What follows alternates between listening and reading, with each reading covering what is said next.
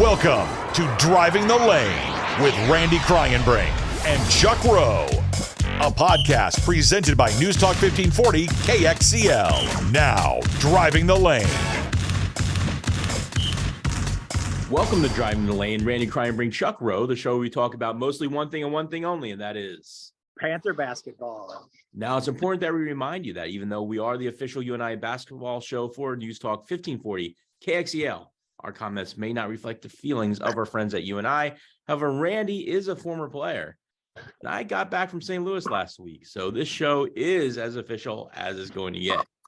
Now, as always, we have a great show for you this week. Joining us today, Trey Campbell. We have the Midwest Studies Group Nonprofit of the Week. And as always, the Financial Architects Quote of the Week. Let's get started. Randy, excited to have with us today. Drum roll, please. Mr. Trey Campbell, thanks for joining us today. Yep, no problem. So, Hey, before we get going, Trey and Chuck, I'm sitting in the gym. I'm sitting in the gym today, going to shoot some hoops with my grandson after we're done. So if we hear basketballs and everything's flying around, that's because I'm sitting in the gym getting ready to shoot baskets. So okay. You're Trey, not if you exercising want to yourself. You're just watching your grandson shoot. Yeah. So. I'm sitting right now, but I'll shoot a little bit, Chuck. Okay. Yeah. So, well, Trey, let's get the elephant out of the room first. Conference tournament, Arch Madness. On a personal level, it seemed like you stepped up a bit on different things besides just scoring. I mean, your rebounds, your assists. I mean, you played some solid games. How did you prep yourself as you were going into those games? What was your mindset? I mean, really, it's just the mindset I've had through every other game. I just treated it like it was any other game, really. So I didn't get too nervous than I usually am or anything like that. Like, I just stayed calm, like it was just a regular game I've been playing my whole life. I'm gonna call your little bluff on that because it's your first MVC tournament, right? You're driving down to St. Louis. I'm assuming you bust down.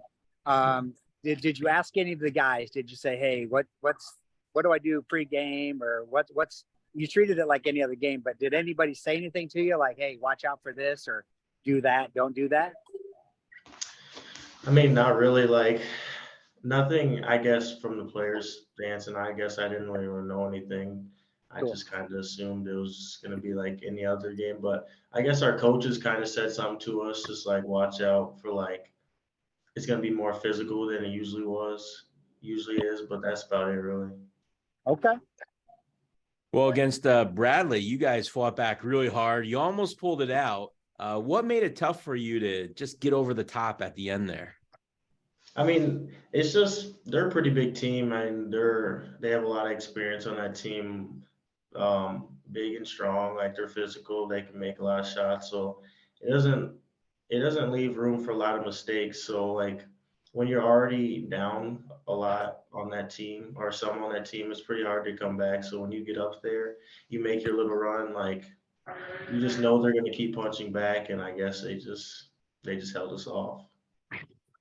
The other thing too, Trey, I think people need to realize that you all played on Thursday and they had the day off. Now sometimes you get momentum off of Thursday going into Friday. Would you have rather sat on Thursday and played on Friday, or were you good coming in to playing 2 days in a row? I mean, I feel like anyone would love to not play Thursday because that means you get a bye. But I mean, I feel like there's kind of pros and cons of both of them, like you said. Like, you can get momentum, you can get the feeling of playing on the court already, or you could just like Bradley did, you get to rest and you get time to prepare for like the team. Well, one of the things that we've experienced, Randy, over this past year is somehow, some way that I really don't know how this happened, but Trey's nephew somehow became friends with my boys through basketball. And so we sit next to Bentley a lot for games, and we got to know your mom a little bit because of this. And one of the things she said was, when you were little, you were a little cuddly kid that loved just being by her. But then the older you got, during those losses, you don't want to be talking to her. You don't want to be talking to anybody. You just want to keep to yourself. What was post-game like for you when you left that Bradley game, and how do you get your family back involved once the game's over? I mean, really, it's just we kind of just saw each other. I guess it was nothing more than that. Like they stayed at the same hotel as us, so like when we got back to the hotel, I just went and hang out with them a little bit, but nothing really major. Okay. So when you were little playing games, your mom would drop you off. She would give you that big hug and kiss. Now that you're older, do you let your mom give you that hug and kiss on the way onto the bus, or are you like, Mom, come on, stay away? I mean, she kind of just does it now. I don't really have a choice, but yeah, it's fine. The other thing going on the UNI program right now is you've got a pretty good contingency of Cedar Falls High School friends, players, classmates, teammates. But kind of has to be cool for you in that manner, right?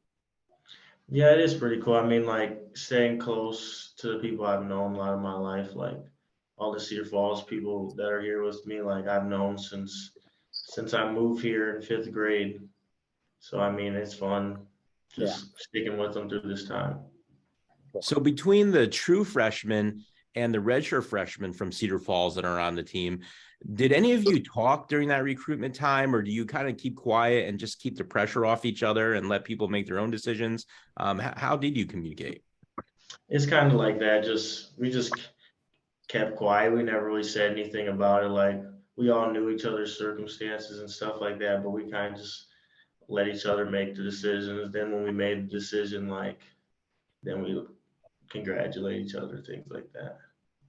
So with that, Trey, other schools that you might have considered, or was UNI like the school you wanted to go to since you were in 2nd grade? I mean, I always kept my options open. Like I wanted to go play wherever really, Yeah. but it's just UNI kind of they were the only team that like recruited me like they did. I guess a lot of other schools were recruiting me, but like UNI was just like a different type of recruitment. Like it didn't even feel like they already felt like family when they were recruiting me. Well, not that you would give a real answer for this, but I'm going to ask anyways. Is there any added pressure playing in front of a home crowd that you're from? Not really. I kind of like it. I mean, during warm-ups, like I'm always just looking in the stands, seeing who's in there, like seeing people I know and things like that. And I just kind of like it, seeing familiar faces and things like that. So for you, Trey, like you got thrown to the wolves early, right? Because you're a true freshman. What was the biggest difference between high school ball and going to college? The difference between college ball and high school ball? Really just like the pace, I guess. Like there's probably a few times in high school like where I could like walk up the court or like just take a chill on defense because I'm knowing like dude's not gonna do nothing or anything like that. But like you can't do that at this level. Like everyone on the court, it was their high school's best player and like things like that. So that's probably the biggest change really. Or that or like physicality. Every one of those guys was a superstar on their high school team. Yeah. Yeah. Well, I remember in high school when you would go to practice for the first time after, after the previous season, and half the guys would be like throwing up in garbage cans. This is the first time they were running hard, right?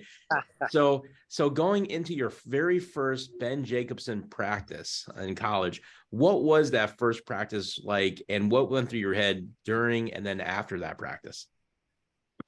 I mean, honestly, they're a lot different.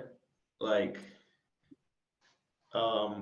in the summer we kind of did like workouts and stuff like that. So, like when leading up to like the practice, like our official practice, all like the drills and the workouts that we did in the summer kind of like mixed in with our practice.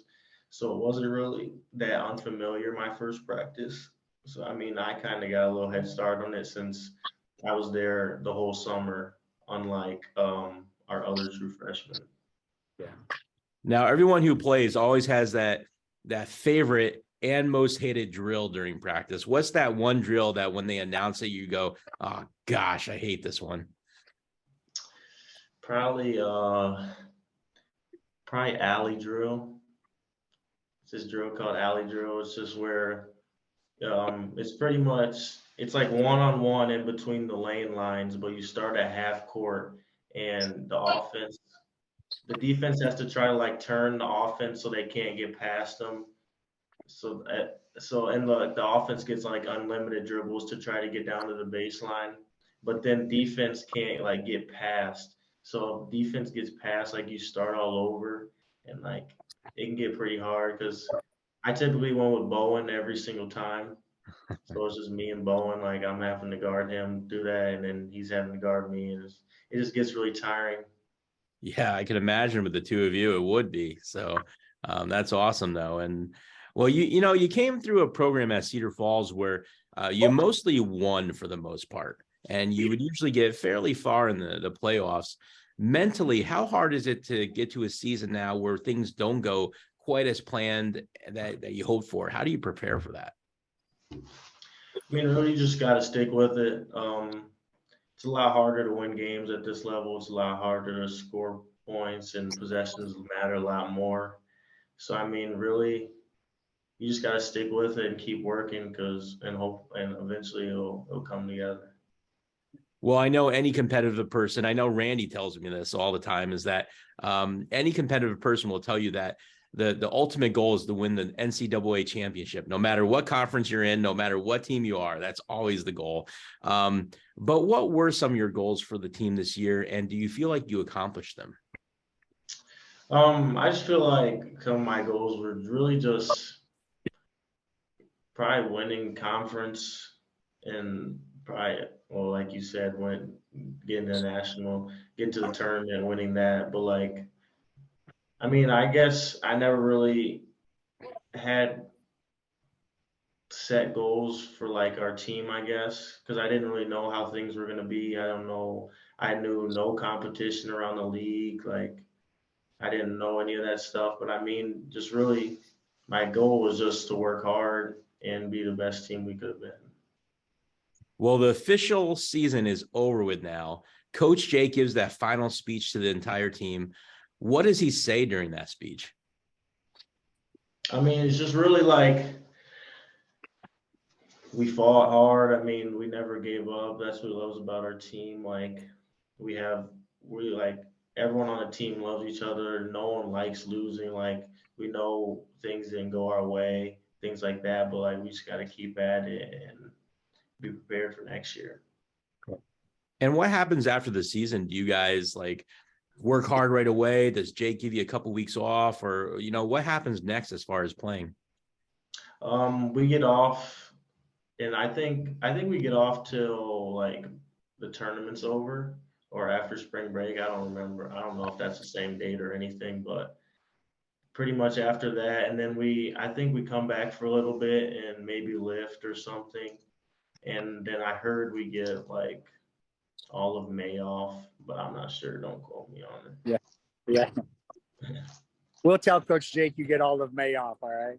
All right. So being a college athlete, what is it that wakes you up each morning? Because I mean, like we talked about, and Randy knows this from when he played at UNI, it's a totally different world when you go into college athletics and you're now working out all the time. You're doing all these other exercises, and you have to go to practices and games, etc. What it motivates you to wake up each morning to do that each and every day? Really just the love for the game. Like it's kind of like you just kind of have like those flashbacks of like you losing games or you one possession short or anything like that make you kind of want to get out of bed and make you feel like, well, if I get up now, maybe that won't happen again or things like that. It's just kind of like past experiences that you have that just make you want to keep going. And I would say for me too, and Trey, I'm assuming it's for you, it's those losses. It's the losses that sting. I mean, the wins are like because you expect to win, but it's those losses that maybe get you up in the morning and make you go to the weight room, make you shoot the extra 100 shots, whatever that might be. And it sounds like you're that type of guy. Yeah, that's exactly how it is. Yeah. So every kid, whether you're super talented like you two or you're a Chuck Rowe, you kind of go, you're in 5th grade, you're kind of counting down the clock, right, at the playground and going 3, 2, 1, and then you shoot it up. Yep. Trey, who is that NBA player that you pretended to be when you were counting down that clock? LeBron for sure. Yeah. I'm a big LeBron fan. So I'm going to throw the question at you then. LeBron, MJ, or Kobe? Definitely LeBron. No question that. Didn't even have to think about it. Love He it. did not. He didn't even hesitate. Not at all. So Trey, what is it that you enjoy doing on your off days? I mean, really just like chilling. Like I like to hang out with my friends sometimes, but really it's just like I like sleeping. I take a lot of naps, but just if I'm not napping, I'm probably just hanging with my friends on like my off days, but that's about it. Okay. What about 3 living people you can have dinner with? Who would they be? Besides LeBron. Besides LeBron? Besides Yeah, LeBron. Yeah, because he's an automatic, right? Yeah, So, he's automatic. He was definitely gonna be there. Probably like Kevin Hart. I mean, I like laughing, I guess, so that'd probably he'd add a little funniness to it. Shaq. He has a pretty good personality. He's a cool guy. He's a nice guy to me. And honestly, I don't know what my third would be. Probably like I'm not Tough even answer. sure. yeah. Yeah. We'll let you sit with LeBron. Yeah, that would be my third LeBron. Or Randy.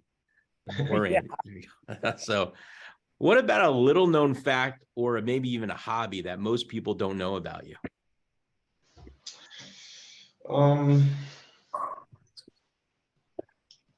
Like I guess I'm really quiet, but like if I know you, I'm not quiet at all. So like people that will see me walking around, maybe they probably think of me as like quiet or like intimidating, because like I don't look at people, I don't say anything to people. But like if I know you're one of my friends, like yeah, it's a Okay. lot different. It's a lot different. So by your senior year, you're assuming you don't leave for the NBA draft early. By your senior year, you're going to be yucking it up with me and Randy left and right during these interviews then. Right. We'll be like this. Yeah. So, but what about your favorite class in school? I mean, it's just anything that has to do with sports, really. Like whether that is like I'm in like a track and field theory class right now, or like back to gym class in high school and things like that. What's your? Got a question for you. What's your pregame meal? What's your go-to on a pregame meal? Whatever they give to us, really. We usually just have a pregame meal at our dining center pretty much before every game. So just whatever they have. Okay. I like Trey. He's a pretty low maintenance guy. He kind of just takes naps and eats whatever's given to him. He's take a nap, get up for practice. I love it. I love it. Just goes. That's awesome. Goes with the flow. Yeah. Yeah, for sure. Well, when you think of both your heart and your body, 2 separate things, your heart and your body, do they both miss playing football at all? A little bit, like more. I'd say more when I'm like watching it, or like going to like a UNI football game, or like sometimes I went to like the Cedar Falls games at the Dome. That makes you miss it more than just like, I guess, normal, just like actually seeing people play. Yeah. Do you ever I know like Logan Wolf, he tried to do both and he kind of had to pick one or the other eventually, but have you ever considered, hey, maybe I should walk onto the football team some year? Because you were a pretty good football player. I mean, sometimes don't even think about it. I guess, yeah, I think about it, but like I never would do it. Okay. Same with like track and long jump. Like I really like long jump, but like probably won't do it again. Yeah. Cool.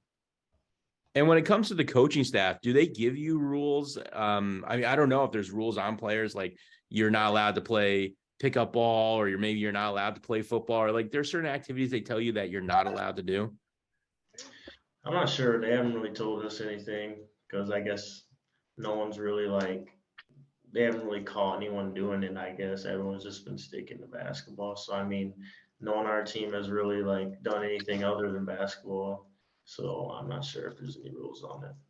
Yeah, cool. Well, some things need to happen in order for you and I to improve as a team next year. In your opinion, what does the team need to do to improve, and what do you personally need to do to improve?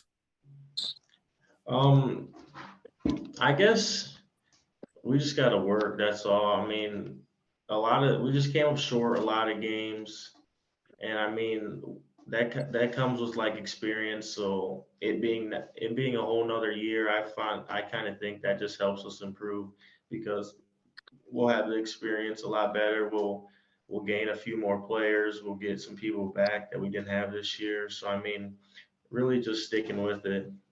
And for me, I guess just keep putting on muscle. Really, I guess that's the biggest part. Just keep trying to get stronger and stronger so to make the game a lot more easier.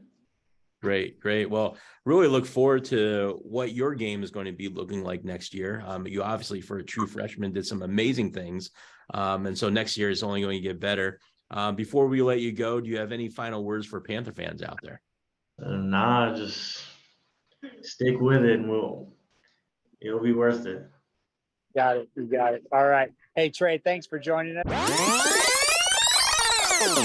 This week's Midwest Studies Group Nonprofit of the Week is the Panther Collective. Now, we interviewed Nick Sorbe just a few weeks ago, but we thought it was so important to talk about again. We're actually going to put that on the show one more time so people could hear about the Panther Collective and how it supports the UNI basketball team. This week's Midwest Studies Group Nonprofit of the Week, please welcome Nick Sorbe from the UNI Basketball Collective. Thanks for being with us today. Thank you for having me, Chuck. So, and Randy. Absolutely. Hi, Nick. Yeah. But you can mostly thank me, but then partly Randy. So we've heard so much about NIL. Tell us about what it is and what the UNI Basketball Collective does. Yeah, so NIL is short for name, image, and likeness, and it's an NCAA. The Congress passed it July 1st of 2021, I believe. And so it essentially means that now student athletes in the NCAA can profit or make money off of their name, image, and likeness. And so what we've created is a not-for-profit that will partner with the UNI men's basketball team to help them engage in the community and serve our mission, which is community betterment and engagement. And for doing so, we'll pay them for their appearances, knowing that their name, image, and likeness in all likelihood will help bring money and generate more revenue for these charities and other nonprofits that we're working with. Cool. Hey, Nick, so tell us kind of how the students are compensated. Yeah, they'll be compensated directly from the collective. And so the collective's goal right now is to raise funds to help support them, and they'll be compensated directly from our collective in exchange for their appearances and for the work that they're going to do out in the community representing us. Okay. So then how much of a donation goes towards the student athlete? Yeah, so that's the really cool part about what we're trying to do is that 95%, or that's what we're projecting right now, will go back to the student athlete. So every individual or board member or volunteer is completely a volunteer, right? And so there's no compensations being handed out from anybody that's working with us or helping run this. And so we'll have some fixed expenses for a website and some bookkeeping and some other items that we'll need to do to stay in compliance with the IRS. But outside of those expenses, everything else will go directly back to the student athlete. And you had mentioned, Nick, it's not for profit. So the donations, I'm assuming, are tax deductible. Yeah, so we're 501c3, and we've applied for that status through the IRS. We have not gotten word back on it, but we're very optimistic that that will be something that we'll be able to offer when donations come in, that those will be tax deductible to the extent of the law. So then maybe send us to the website, or how can individual people or businesses get involved?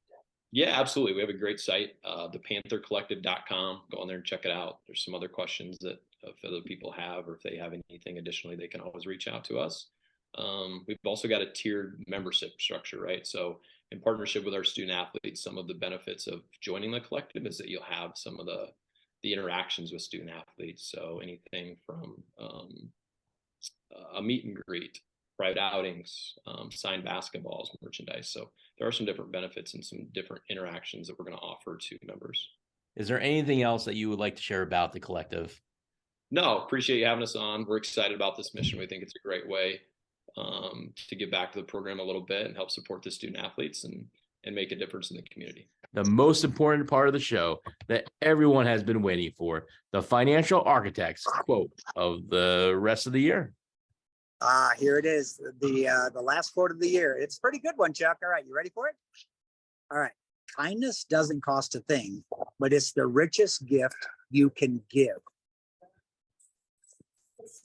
Great quote. What do you think of that? I love it. It's great. Love it as always. You know, it's like I tell folks all the time, you can't control how much money you have. You can't control, you know, even how good you look. Although the two of us are kind of naturally good looking guys. Correct. But what you can control is how kind you are to other people. So I love that. That's great. That's right. That's awesome. That's Yeah. awesome. So as always, good for you, good for me, good for everybody. This is our last day until next season. So it's been another great year, our 10th season, and flew by fast. But, you know, maybe next year we'll get a little further in March. You got it. Go Panthers. So there you go. It's time now to say goodbye from Chuck and Randy. See you next week. Enter the closing music.